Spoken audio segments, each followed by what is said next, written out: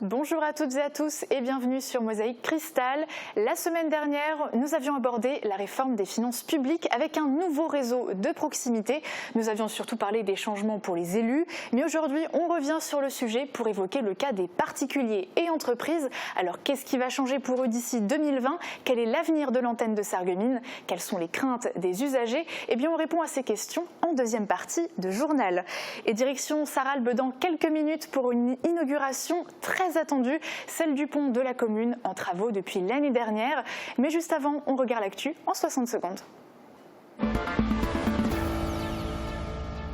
Les élections municipales auront lieu les 15 et 22 mars 2020. Même si on connaissait le mois, les dates précises ont été officialisées cette semaine. Le dépôt des candidatures est donc à réaliser jusqu'au 27 février et les inscriptions sur les listes électorales jusqu'au 7 février. Pour rappel, les conseillers municipaux sont élus pour 6 ans et les listes doivent respecter la parité homme-femme.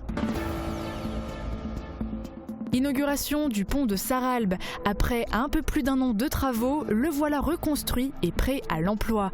Il avait été endommagé par la circulation quotidienne des véhicules, notamment des poids lourds. Sa restauration était très attendue par les utilisateurs. Historiquement, c'est la 4e fois qu'il est réédifié. Marina D'Amico lance son école de chant. Les locaux installés rue de France à Sarreguemines ont été inaugurés lundi soir. Ici, elle propose des cours de chant et de piano dits modernes, sans solfège. Une cabine d'enregistrement est également présente. Plus tard, la jeune chanteuse aimerait proposer des cours collectifs pour adultes. 27e édition du festival Euroclassique avec 28 concerts. C'est le pays de Beach qui accueille le spectacle d'ouverture. Autre événement de grande ampleur, la Capella Night à Blieskastel. Ce festival transfrontalier se déroulera dans diverses communes dont Ormersviller, Schmidwiller, mais aussi en Sarre. Chaque année, environ 8500 spectateurs viennent profiter de la programmation très variée.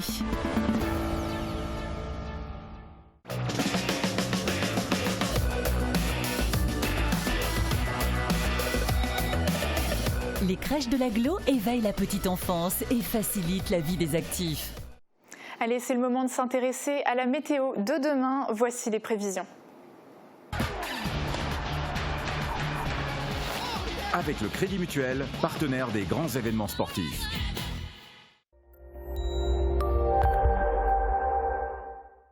Pour demain, les nuages présents en début de journée laisseront peu à peu plus de place au soleil. Les éclaircies seront belles l'après-midi. Température minimale entre 13 et 15 degrés. Température maximale de 26 à 28 degrés. Demain, vendredi 19 juillet, nous fêterons les Arsennes. Le soleil se lèvera à 5h46 et se couchera à 21h23. Très belle journée à tous.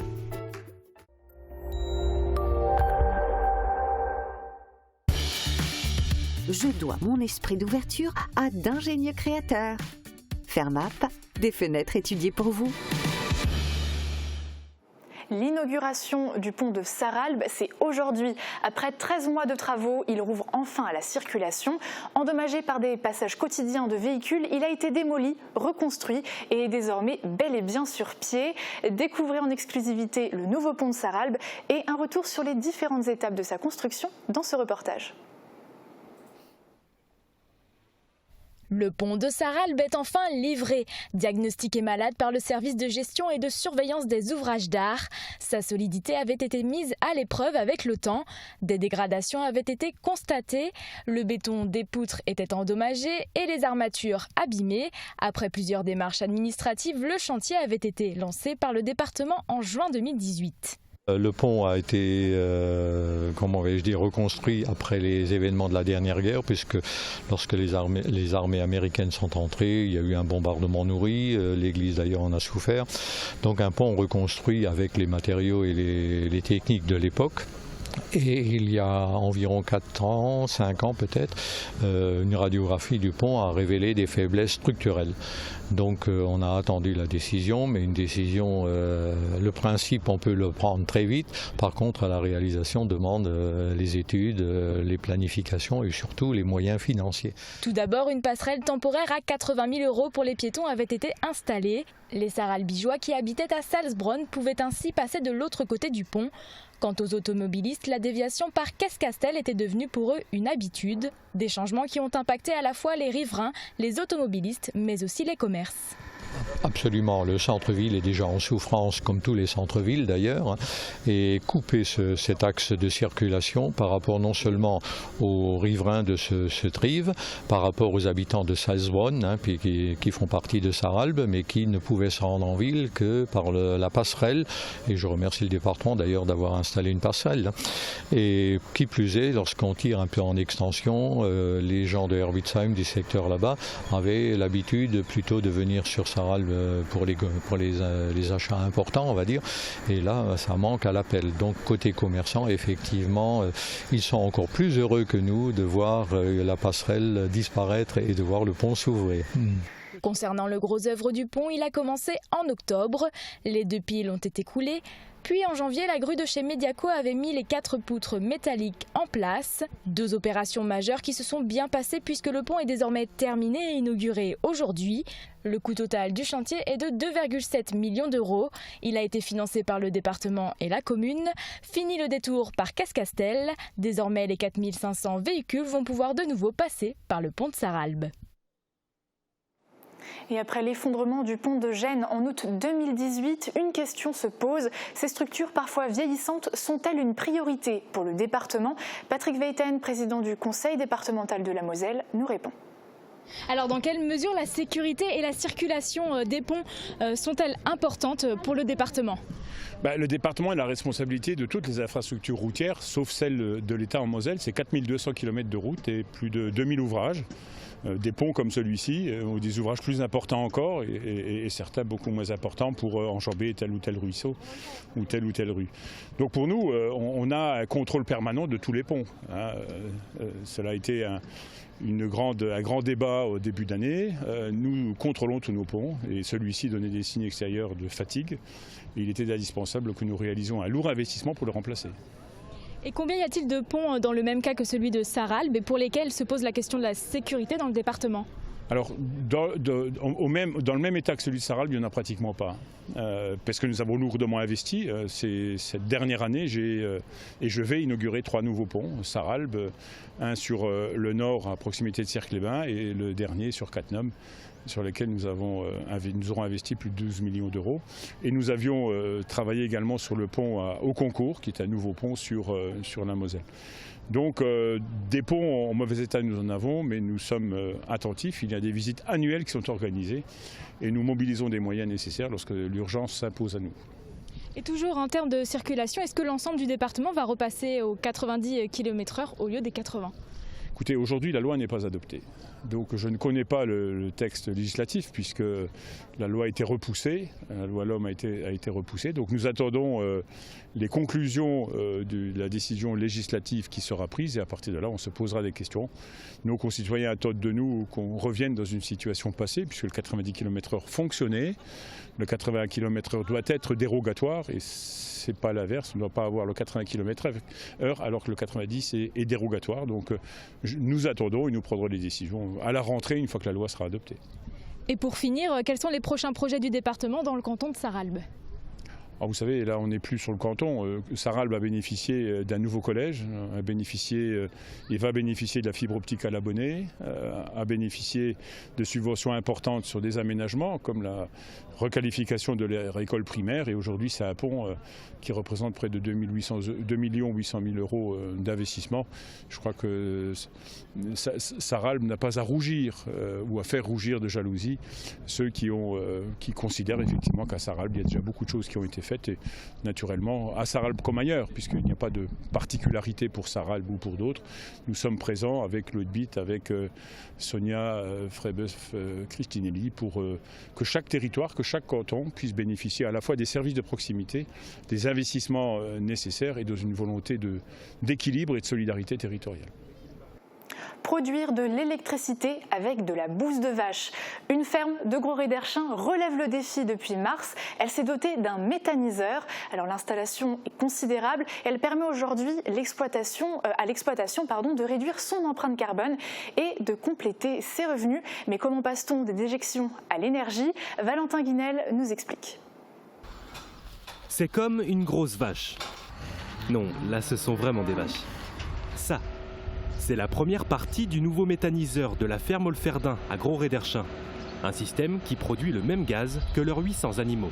Ici, on est sur le secteur où on va incorporer la matière dans le digesteur. Moi, je vais la donner aux machines pour avoir ma quantité de gaz nécessaire après pour faire tourner mon moteur. Près de 30 tonnes de fumier et lisier y sont déposés chaque jour. Le procédé, extrêmement précis, est piloté par informatique, directement depuis le téléphone. Donc en fait, j'ai tout le site qui est répertorié sur une base informatique. Et je peux allumer n'importe quel moteur via Internet pour me permettre de faire des réglages à distance, éventuellement aussi des dépannages. Les déjections et végétaux arrivent ensuite dans le digesteur, la première des 3 bulles de stockage. Donc on peut éventuellement regarder ce qui se passe. Donc ici on voit la matière qui est en train de méthaniser, donc on voit les petites bulles qui montent en surface. Cette matière organique est chauffée à plus de 40 degrés et agitée. Et ensuite ce gaz-là va transiter du gazomètre qui est ici vers le deuxième qui est situé juste à côté. Et ensuite dans la troisième fosse pour ensuite partir vers le moteur. Le gaz récupéré le fait tourner, ce qui produit de l'électricité. 500 kW par heure à terme. C'est la consommation de 1000 foyers.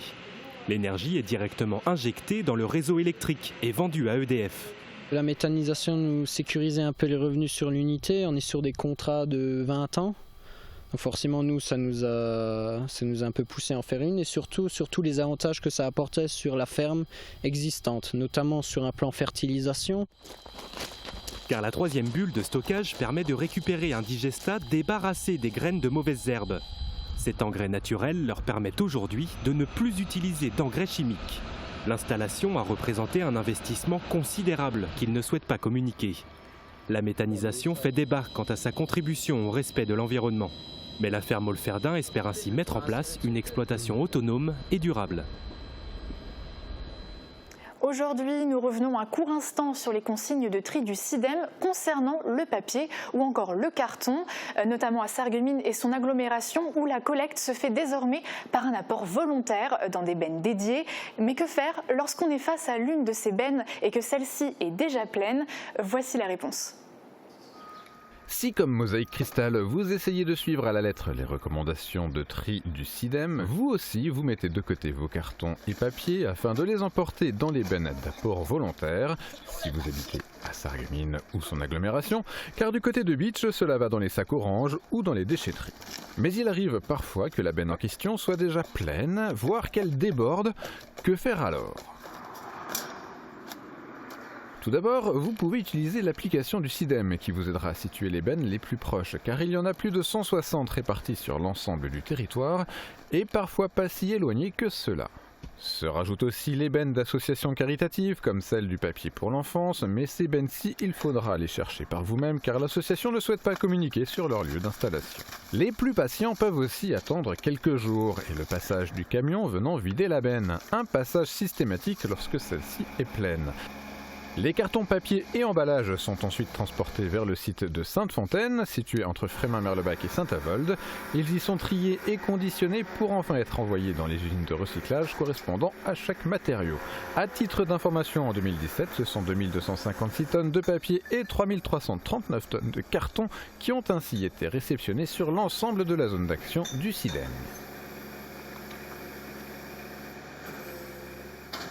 Amateurs de bonne musique, à vos agendas, du 1er septembre au 31 octobre aura lieu la 27e édition du festival Euroclassique. 28 concerts sont programmés de part et d'autre de la frontière, notamment dans le Pays de Beach. Guillaume Dumonteil nous en dit plus.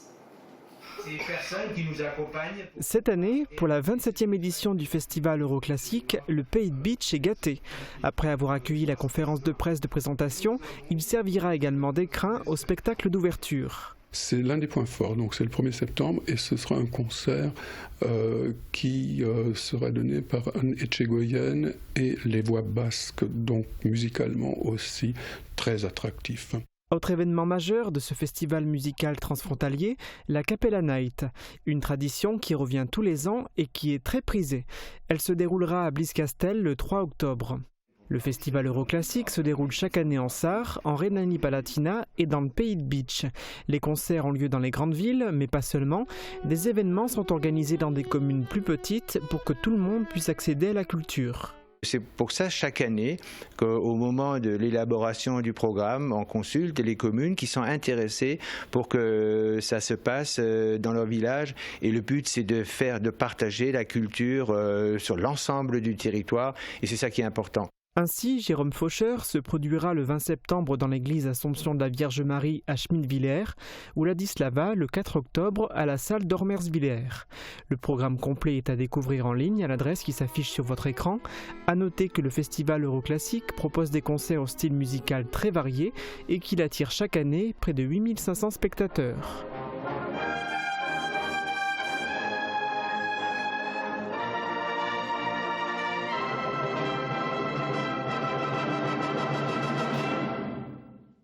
Musique toujours, vous la connaissiez sous les projecteurs, Marina D'Amico se lance désormais dans sa propre école de chant, une activité qu'elle pratiquait déjà auparavant, mais qu'elle exerce désormais en son nom propre. Mosaïque Cristal s'est rendue à l'inauguration des locaux. C'est un nouveau départ pour Marina D'Amico. La chanteuse originaire de Tédin a souhaité voler de ses propres ailes et se lance dans une nouvelle aventure, avoir sa propre école de musique. Située rue de France, elle y propose des cours de chant et de piano dits modernes, c'est-à-dire sans solfège. On y retrouve dans les locaux quelques traces de ses débuts dans le monde de la musique, entre articles de presse et coupes remportées, mais surtout 2 salles de travail et une cabine pour faire quelques enregistrements. L'inauguration a permis à ses premiers élèves de découvrir l'ensemble. Marina ne souhaite pas en rester là et va proposer d'autres types de cours, comme des cours collectifs pour adultes en horaire de soirée, avec toujours pour objectif de voir ses élèves prendre confiance en eux et plaisir à chanter, que ce soit seul ou sur scène.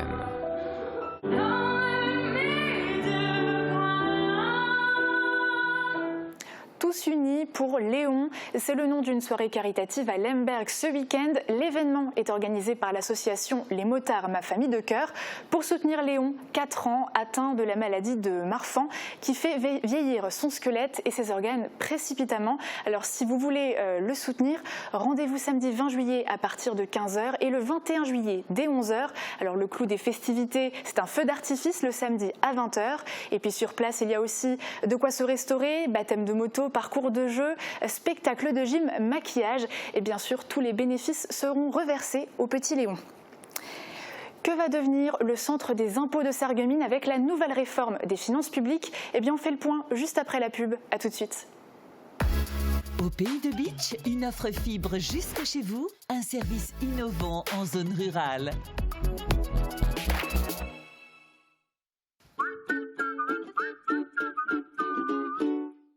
Rendez-vous au centre-ville de Bitche et au Jardin pour la Paix du 26 au 28 juillet pour les estivales de Bitche. Au programme, déambulations, spectacles, démonstrations, concerts et cerises sur le gâteau, un parcours d'obstacles ninja. Et dimanche, le grand feu d'artifice.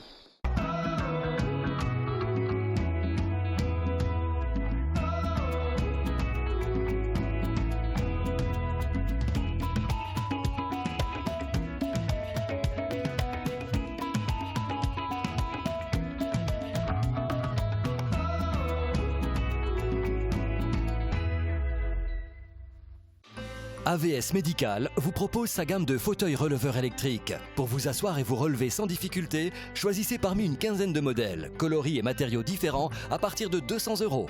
Bénéficiez de la livraison et de l'installation gratuite à domicile. Venez les essayer chez AVS Médical à Sarreguemines et Forbach. AVS Santé, notre métier, vous accompagner. L'atelier gourmand, l'étape gourmande en zone industrielle de Sarreguemines. Du pain frais toute la journée, des pâtisseries artisanales, des menus pour tous les goûts avec le wrap Viva Mexico et le hamburger Bacon New York. Passez nous voir et pensez au drive. En ce moment, profitez d'un instant fraîcheur avec nos délicieuses glaces. Il y a forcément un parfum dont vous raffolerez. Toutes les tendances déco sont chez Pink, saison par saison. Et pour toutes les occasions, votre paradis déco vous accueille sur plus de 1000 mètres carrés. Venez chez nous. En plus, le parking est gratuit à l'arrière du magasin. Pink, à Sarrebruck, à côté de l'Europa Galerie. Et maintenant, je vais vous mettre l'appareil auditif. Ok, très bien. Voilà. Est-ce que vous m'entendez mieux? Ah oui, clairement là, ouais. À la passion de l'audition, bénéficiez de l'accompagnement et de l'expertise de nos conseillers.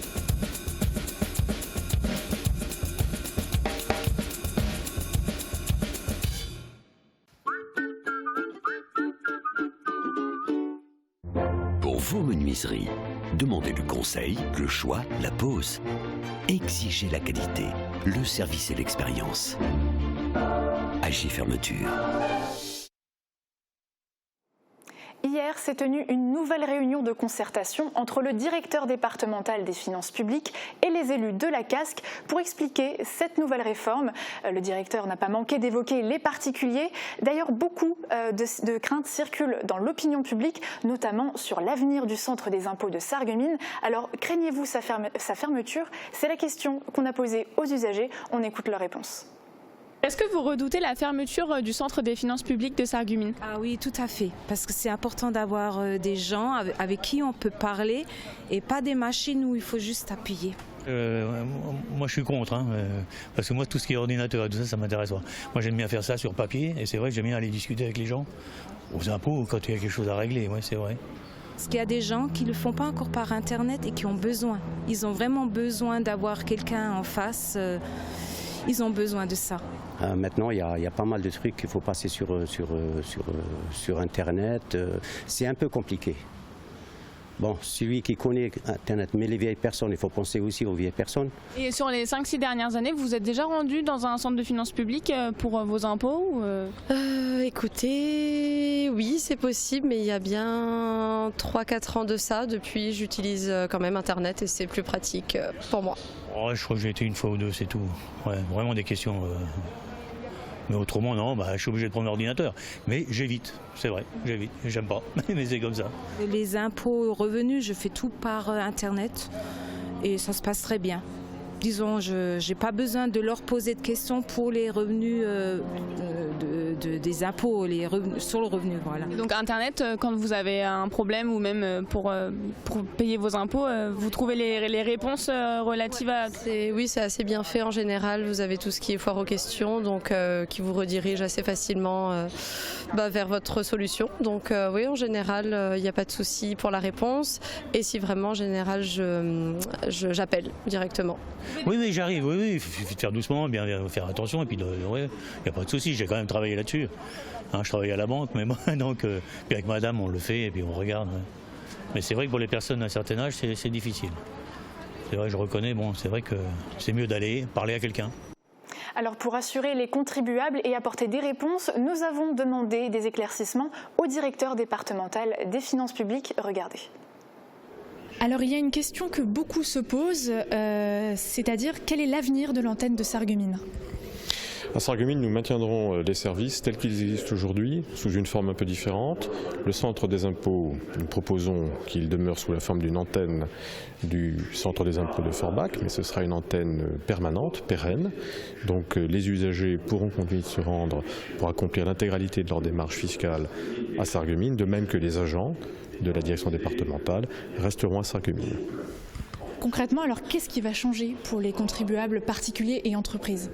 Alors rien ne changera pour les contribuables, il y aura même une amélioration de la qualité de service, puisque non seulement nous maintenons un service d'accueil à Sarreguemines, nous maintiendrons également un service d'accueil à Bitche, nous allons même renforcer ce service d'accueil à Bitche en augmentant le conseil fiscal et nous maintenons une permanence également à Putelange. Alors on pourrait dire que c'est surtout pour les agents que ça va changer. À Sarreguemines, ils sont 43, ils vont devenir quoi ? Eh bien, nous limiterons au maximum les conséquences pour nos agents, puisque comme nous maintiendrons une antenne permanente à Sarreguemines, les agents qui travaillent aujourd'hui à Sarreguemines continueront de travailler à Sarreguemines dans le cadre d'un site qui aura plusieurs implantations, Sarreguemines et Forbach.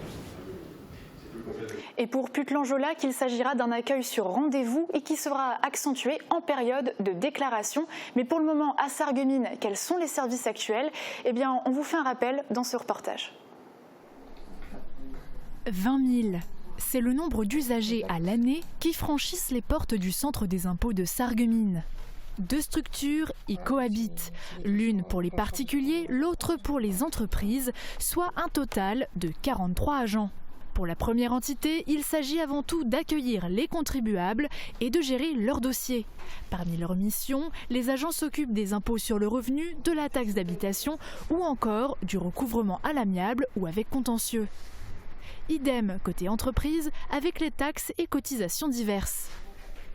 Le centre est ouvert tous les matins jusqu'à midi et le jeudi après-midi sur rendez-vous, mais ce n'est pas pour autant qu'il est désert le reste du temps. Au contraire, les agents en profitent pour traiter les demandes au cas par cas, notamment celles en ligne, car les usagers utilisent de plus en plus le site internet. Avec la nouvelle réforme des finances publiques, quelques changements sont à prévoir. Par exemple, les tâches de gestion qui ne devraient plus se faire ici, mais à Forbach, du moins pour les particuliers, et à Saint-Avold pour les entreprises. Pour rappel, le centre de Sarreguemines avait déjà perdu le service cadastre et celui de l'enregistrement, respectivement transférés à Sarrebourg et Metz. Et l'objectif de la nouvelle réforme, c'est d'assurer un meilleur service en séparant les missions des agents. Mais le constat est clair, la dématérialisation et l'utilisation de la plateforme web va faire baisser la fréquentation des centres. C'est pourquoi la DDFiP souhaite se concentrer sur l'accueil des publics plus fragiles, par exemple les personnes sans accès à Internet, les personnes âgées ou alors les personnes avec des situations compliquées.